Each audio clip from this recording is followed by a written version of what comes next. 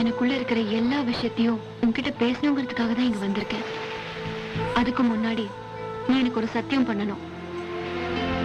இனிமே முட்டாள்தனமா தற்கொலை பண்ணிப்ப, நீ இல்லைன்னா செத்து போயிடுவேன்னு சொல்ல மாட்டேன்னு சத்தியம் பண்ண. சத்தியமா சொல்றேன் பிரியா, நீ இல்லைன்னா செத்துருவேன்.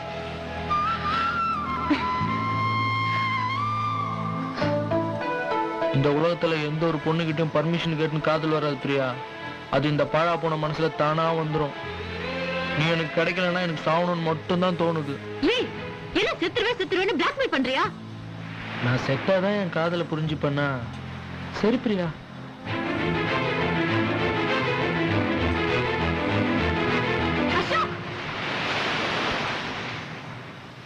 ஒன் செகண்ட் அசோக், எனக்கே தெரியாம என்ன நீ இத்தனை நாளா காதலிச்சிட்டு இருக்க.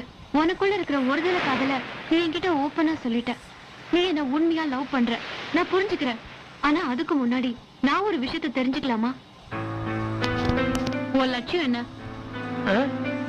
லைஃப்ல உன் லட்சியம் என்னன்னு கேட்டேன்.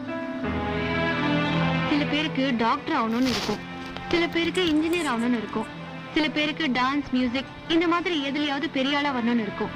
ஏன் இன்னும் சில பேருக்கு இந்த நாட்டுடைய பிரைம் மினிஸ்டரா கூட ஆகணும்னு இருக்கும். அது நடக்குதோ இல்லையோ, ஆனா ஒவ்வொரு மனுஷனுக்குள்ளயும் ஏதோ ஒரு எய்ம்ன்றது நிச்சயமா இருக்கும். அது மாதிரி உன்னோட லைஃப்ல ஓ எய்ம் என்ன? பிரியா, நீயே நிறைய சொல்லியிருக்க. இதுல என்னங்கிறது இன்னும் நானு டிசைட் பண்ணல பிரியா. டிசைட் பண்ணலையா? உன் லைஃப நீ எந்த பாதையில கொண்டு போறங்கிறதே முடிவு பண்ணல. அதுக்குள்ள எப்படி நீ ஒரு பொண்ணை டிசைட் பண்ணலாம்? பிரியா, கிண்டல் பண்ற.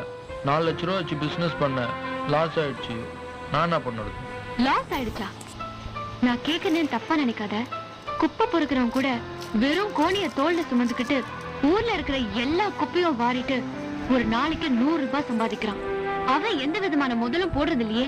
ஆனா உங்க அப்பா உன்னை நம்பி 4 லட்சம் ரூபாய் கொடுத்து பிசினஸ் வச்சு பொழைச்சுக்கோன்னு சொன்னா, உன் என்டர்டைன்மெண்ட்க்கு தகுந்த மாதிரி நீயாவே ஒரு பிசினஸ் சூஸ் பண்ணி உன் ஃப்ரெண்ட்ஸுங்களை வச்சு நீயே குடிச்சு கூத்தடிச்சிட்டு இன்னைக்கு அது லாஸ் ஆயிடுச்சுன்னு ரொம்ப ஈஸியா சொல்றியே.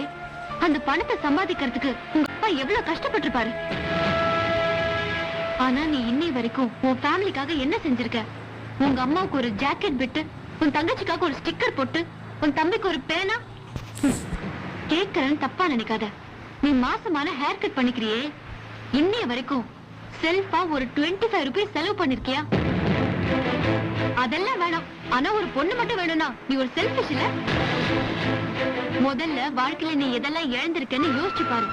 உனக்குள்ள இருந்த தன்னம்பிக்கை, உனக்குள்ள இருந்த தன்மானம், இந்த சமூகம் உன் மேல வச்சிருந்த எதிர்பார்ப்பு, மரியாதை, உங்க அப்பா அம்மா உன் மேல வச்சிருந்த உண்மையான பாசம் எல்லாத்தையும் நீ இழந்துட்ட.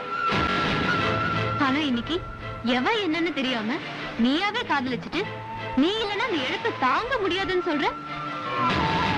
நீ வெறும் அசோகாவே பிறந்து அசோகாவே சாகிறதுக்கு நீ எதுக்கு பிறக்கணும்?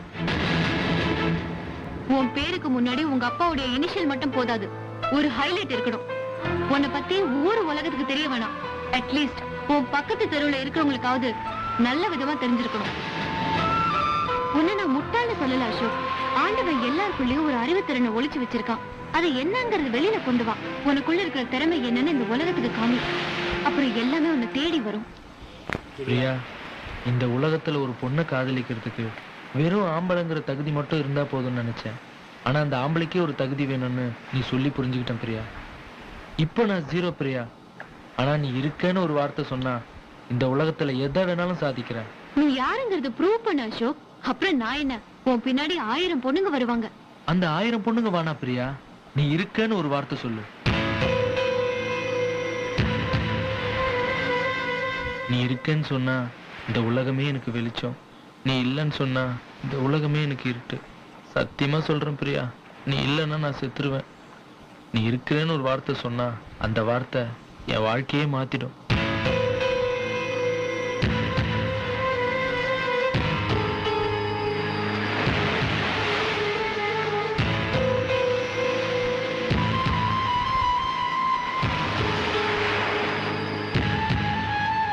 நீ யாருங்கிறத ப்ரூவ் பண்ண நான் இருக்கேன். நான் இருக்கேன்.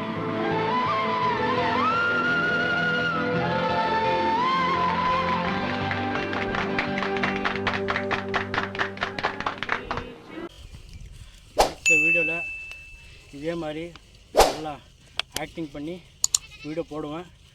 மறக்காமல் சப்ஸ்கிரைப் பண்ணுங்கள், லைக் பண்ணுங்கள், ஷேர் பண்ணுங்கள், கொஞ்சம் சப்போர்ட் தாங்க. தேங்க்யூ.